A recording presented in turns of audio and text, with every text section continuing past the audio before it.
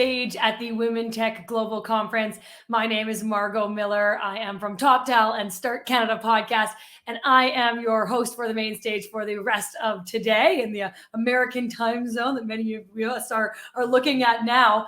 Or it might just be very, very late for wherever you are in the world. And we're so happy that you're choosing to join us here today. So we have a great lineup of speakers for you on the main stage today. There are still session speakers you can check out today. There is still a networking area where you can one-on-one connect. And of course, the expo area too, if there are certain organizations that you want to check out. So lots going on still. Right away here to the main stage, we are going to bring you Ebele Kemery. She is the head of global technology, diversity, equity, and inclusion for JPMorgan Chase, where she's embedding a diversity lens into how the firm develops technology, how they serve their clients and help the community, and how they support their employees. So Ebele, welcome to the stage. Thank you. Thank you so much. This is quite an honor. I'm really excited to be here. Well, we are honored to have you here. So let me tell everyone a little bit more about you, and then I'll hand it over your way. So right now, with your role as head of global technology, diversity, equity, and inclusion with JPMorgan Chase, you deliver a firm-wide diversity agenda to over 50,000 technologists. That's a lot of people, focusing on priorities such as inclusivity, supplier diversity, emerging tech, and ethical code, which I think a lot of people here are really interested in various pieces of that. And it sounds like, Ebele, your lens is really from soup to nuts, as they say, across the teams. Ebele's governance is an oversight of all DEI programs and pillars across 21 global technology centers. Prior to this role, she held the role of global head of business technology optimization, and before that, head of energy investing, and is even a multi-award winner from the 2021 Bea STEM winner for Modern Day Technology Leader to the 20th Banking Technology Awards Woman in Tech, and honored in Crain's New York Business 2019 Notable Women in Tech list. And she is here with us today, and we are so excited to hear from you about leading boldly and authentically to drive an inclusive culture. So with that, over to you. Thank you. I'm really excited, as I said, to have this conversation. But I'd love to start with a story just to kind of set the stage for you. In the summer of 2006, I was completing my second consecutive summer internship at Lehman Brothers. One evening, I accompanied a bunch of my fellow interns to an event at another bank. The keynote speaker was the CEO. And when he spoke, I just remember myself casually glancing at my BlackBerry to see if I was going to get summoned back into the office. But somehow, 3 minutes in, I stopped. I had been captivated about something the CEO either said or just something about him. His words were humble. His body language was genuine. And when he spoke, he didn't speak about being the biggest or the best. But instead, he talked about staying true to the mission of being the best financial service company in the world. He spoke about teamwork and about putting the client first. And I believed him. Fast forward 3 weeks later, I accepted an offer from that institution and told Lehman Brothers that I would be declining their job offer to join them full-time. When I mentioned the company I was going to, the recruiter laughed and said, "You know we're Lehman Brothers, right?" The leader who spoke that night was Jamie Dimon, and the institution was JPMorgan Chase. Now, I tell this story because it was only when I became a leader myself that I fully appreciated what happened to me that day. 16 years ago, I met a bold, authentic leader. As introduced, my name is Ebele Kemery, and I have the great fortune of leading diversity, equity, and inclusion for JPMorgan's technology organization. And I am even more excited and proud that I'm here with you today to talk about something extremely important, and that's about leading boldly and authentically, particularly to drive an inclusive culture. Let's start with the first 5 attributes of authentic leadership. Number 1 is purpose. And by that, I mean leading with heart. What is your why? People want to relate and connect. And it is true today more than ever before. People want a job where there's meaning. They want to know that they're doing something that really matters. And teams crave mission, and they want to know they're doing something together that is meaningful. So be sure to communicate and share what your purpose is, and use that purpose to unite your team. Number 2, integrity. We all know that the leader sets the tone. And so we need to think about behaving in a way that is in line with our ethical values. 3, empathy. This is understanding the feeling of others and being able to meet them right where they are. Being a leader is not about being in charge, but instead it's about us taking care of those who are in our charge. It is about being concerned about the person and not the output. My first job out of college was on a commodity trading desk. And 3 years in, I had earned my own trading book. But I vividly remember my very first substantial trading loss. I recall an oil pipeline burst overnight, and it led to the dislocation of oil prices. That morning I woke up, I looked at my BlackBerry. I did a quick mental calculation and realized that I was way below my maximum drawdown for the year. The prudent thing was to liquidate those positions. So I walked into the office, and throughout the entire day, I kept looking for opportunities to unwind that position. I ended up realizing the loss of the book. I kept telling myself it was the prudent thing to do. At the end of the day, I was down 7 digits. But luckily, I was still above my drawdown. With my head hung low, I walked over to the head of the trading desk, and I notified him of our losses. He remained seated and listened. When I was done, he asked me how I was doing. And he asked what I had done with the trades and my current positioning. Then something really strange happened. He reached out and he lifted my chin. And he said, "Chin up, kid.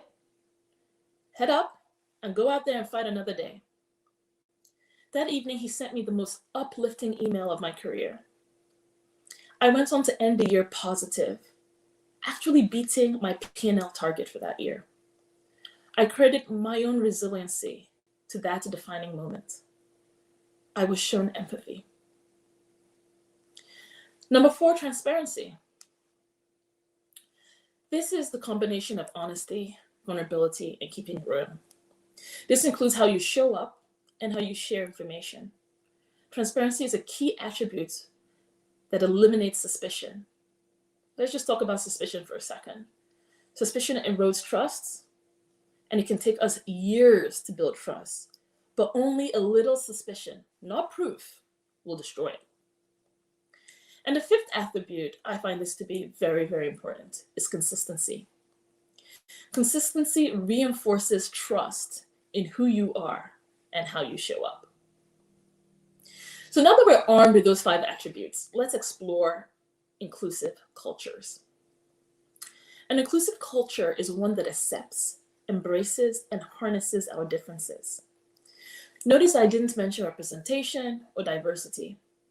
It is simply the recognition and celebration of our differences. We look different, we think differently, and we even perceive the world in different ways. But at the core of our being, we seek the same things. We seek acceptance, belonging, and community. I remember a Society of Women Engineers meetup that I attended a couple of years ago. It was a group of female technologists grabbing drinks at McSorley's, which, by the way, it's the oldest Irish bar in New York City. There was no agenda. We were just meeting to grab drinks and talk. But there was a moment that evening that it dawned on me that I didn't once talk about work-life balance, having it all, executive presence, or leaning in. Instead, we traded recommendations about the best tools, we griped about execution times, and debated the future of alt data. I really felt like I belonged. I had found my tribe. I was amongst technologists who were my peers, and that felt incredibly powerful. For those of us in the technology industry, this is particularly important. Because an inclusive culture allows us to have employees that feel comfortable expressing their ideas, their opinions. And let's be honest, when we are appreciated for who we are likely to share our ideas and willing to contribute to conversations without even thinking once about how we're being perceived. In that type of environment is where creativity and innovation flourish. In our post-pandemic world, we are in greater need of certainty and truth. The world has changed with the proliferation of misrepresentation, half-truths, deepfakes, bots. Many of us are seeking comfort and refuge into the transparency that I talk about. An authentic leader can provide this solace that is very much needed in the workplace. When we think about this, in a nutshell, bold and authentic leaders are self-aware, they're empathic, and they lead from their heart. They have the conviction to change the status quo, the commitment to inspire others, and the courage to act on what they believe in. Have you ever found yourself wanting to behave a certain way, yet you're doing something totally different in order to lead people to your desired results? Have you? If you have, you are leading inauthentically. Maybe it's because your actions would have differed from the behaviors of your manager or your leadership team. Or perhaps it would have made you stick out. Oh, wait, even worse, there would have been no air cover for you if you got the results wrong. Well, the good thing is that authentic leadership is not binary. Instead, it's on a continuum from inauthentic to most authentic. So let me arm you with 3 easy steps that you can take away and put in practice. The first step is confidence. Confidence in yourself and in your position as a leader. You need to have the confidence that you have sponsorship and authority to make decisions of consequence. Confidence in being afforded the grace to fail and learn from those mistakes. Second is your organizational culture. Do you have a culture that supports authenticity? Are you transactional or transformational in your interactions? And by this, what I mean is every interaction that you have with your team about getting the job done? Are you having task-oriented conversations, KPIs, metrics, what are the results? Did we get it, did we not? Is that you? Or are the bulk of your conversations about building trust, inspiring, and motivating your team towards greatness? Some of you might be asking, well, Ebele, my team lacks this culture, so what can I do? Well, I say to you, you need to change it. You are the leader. Healthy cultures are never about and brought about by accident. No, they're not. We create what we want. Let me tell you, your culture is as high as what you tolerate. If you do not like your culture, stop tolerating, start creating. Drive your values, because what we value determines what we do. And then lastly, embody those 5 attributes that I mentioned earlier: purpose, integrity, empathy, transparency, and consistency. Bold, authentic leadership sits on a foundation of trust and is draped in a cloak of relationships. Nurturing an inclusive culture requires us to be self-aware, to self-regulate, and have emotional control through empathy. The consistency is the proof of our authentic leadership. Before I open up for questions, I want to leave you with a quote from Simon Sinek on trust. There is no single thing you can be told you have to do so people will trust you. It is the accumulation of lots and lots of little things that any one by themselves is innocuous and useless. But if you do it consistently, in combination with lots and lots of other things, like saying good morning to someone, or like looking them in the eye, then they will begin to trust you and enjoy working with you. Thank you. So please, I'd love to open up for any questions that we might have. Thank you so much. Ellie, I love when someone has a story to tell and they just come straight and tell it and without slides. And I feel like you really pulled us in to hear from you personally. Is this something that you've like practiced over time to be able to tell your story? Any tips in that regard? Because we're relating to what you're saying at the same time, to that avail. Well, thank you so much. Particularly when you work in the banking industry, you learn perfection on creating slides. But something that I have found very quickly is that the slides at times can become the distraction, right? And Mhm. where people are looking at the slide, no matter how great you are with boiling it down to those three main pieces, and you have the great visual. For some reason, I have found that storytelling really is what people remember. People talk about it's not what you said, it's how you make them feel. And I have Yeah. found that I can make people feel what I felt at that moment when I attach a story to it. I wouldn't say that I think I'm still perfecting that art, but that's just a little bit of that's just something I had learned over time. And so thank you for that affirmation that Yes, it it actually is there. Yeah. There's another question from our chat here too. How do you stay an authentic leader when you need to uphold a company decision or policy that maybe you don't personally fully agree with? So when I think about being an authentic leader, it's really being true to your beliefs. And I would say that if that is something that you don't believe in, it will show regardless.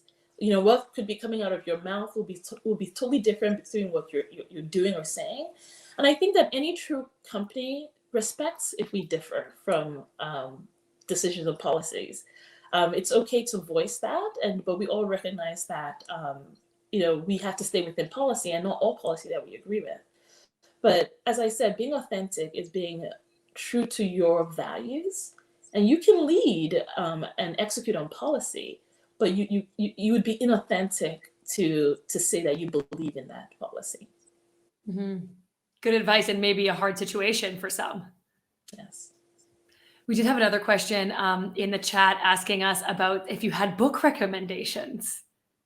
If I had book recommendations, Yes. it's so funny. I was just talking to someone now, and I'm not. This is not a book recommendation, but I'm literally reading how to talk to kids that they will listen, and how to listen to kids that they will talk to you. And I absolutely love that book because I actually feel like it's beyond just for what I'm reading. And so I have a 6-year-old son and a 1-year-old daughter. And lately I noticed that my son, if I ask him how the day goes, he says good. And he doesn't give more. And the lovely thing about the book is that it talks about acknowledging the feeling, repeating the feeling, and giving the person, your child, space to speak. And I bring that up because I feel like it's so relevant in leadership and how we lead people. But another book that I'm reading right now is Inspired. It's a product book. So if anyone is interested in product ownership and how to really deliver great products, and more important, how to inspire ordinary people to yield extraordinary products. I think that's actually the title in the book. I highly recommend that one. Perfect. Okay. I love that. We can use these tactics with our family members and with our colleagues. Well, the Um, funny thing is, tried to use it on my husband last night, and he totally okay. caught me that I was using a strategy from the book on him. He's like, I can see the change in what you're saying to me. Yeah. Okay, we do have time for one more question here too. Can you name some specific things that you do to intentionally build an inclusive and diverse culture? Yes. My favorite thing that I do is I try to get people to understand other people's lived experiences. You probably picked up on it, it's through storytelling. And so, where we can weave in other people's lived experience, it doesn't have to be something traumatic, but I think that in building cultural competencies, and when I say cultural, it's not just about a different country. Culture is our way of life, and so it could be how a certain group of people do things, or just talking about people who are neurodiverse. But I have found that has been so powerful. A lot of our leaders and employees, I have seen changes in them once they have gone through that understanding, and they start to actually create differences in the way they lead and show up. Interesting. Yeah. I think we hear these talks so often and we think, what are those things that we can like tangibly take back and do within our organization? So I think it's really helpful to hear, directly from you some of those items. I think we might be able to squeeze in one more here. Um, I'm looking in our questions quickly here. You've covered a lot of the good ones, and Emily, I'll say pop into the chat as well, and you can see some of the nice feedback that you've received. Here we do have one more popping up on the screen here. Have you come across the difficulty of DEI and whistleblowing? Hmm. Or I feel DEI? like, yeah, I wish I had a little bit more context on that. Um, I have not. I will say that it could be, this question could relate to company culture.